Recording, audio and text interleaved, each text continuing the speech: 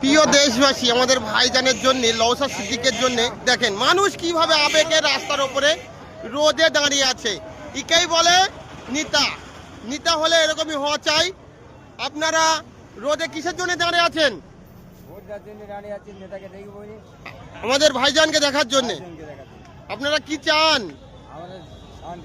শান্তি চান, আর অশান্তি দূর করবেন।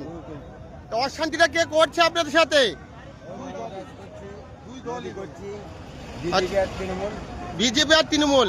কাকু কিছু বলেন, আপনারা কিছু দাঁড়িয়ে আছেন এখানে? আমরা পশ্চিমবাংলায় জঞ্জাল মুক্ত করতে চাই। জি, আজকে 15 বছর ধরে তৃণমূল সরকার মানুষের যে সাধারণ গণতন্ত্র অধিকার নতুন করে গণতন্ত্র প্রতিষ্ঠা করতে চাই। এই যে মানুষ সরকার মানুষ আজকে তৃণমূল সরকারের বিরুদ্ধে তারা প্রতিজ্ঞা করেছে যে আমরা তৃণমূল সরকার উৎখাত এবং বিজেপি দলকে উৎখাত করতে চাই। এই জায়গার নাম কি? এই যে নাকাদি বাজার।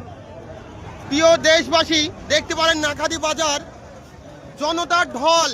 মানুষকে কেউ এখানে পয়সা দেওয়া যায় আপনাদের কাউকে? এখানে মশলার তেল নিজের টাকায় নিজের পয়সাতে এখানে মানুষ এসেছে।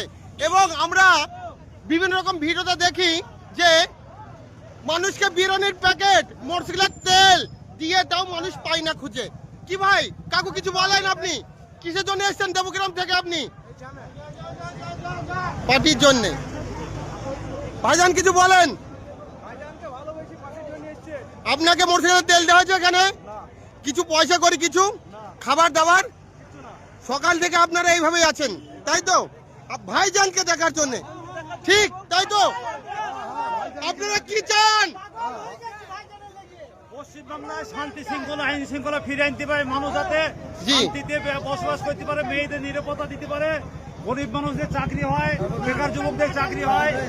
পশ্চিমবাংলা ছেড়ে বাইরে। আপনার ভাতা হয়েছে? ভাতা ভাতা হয়নি। ভাতা হয়নি। আপনার বয়স কত?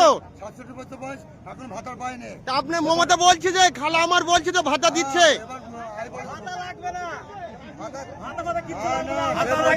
শান্তি চান, তাই আমার ভাইজানকে চাই, ভাইজানকে চাই, ভাইজানকে। জি জি জি, দেখুন মানুষের ঢল, আবেগ দেখুন।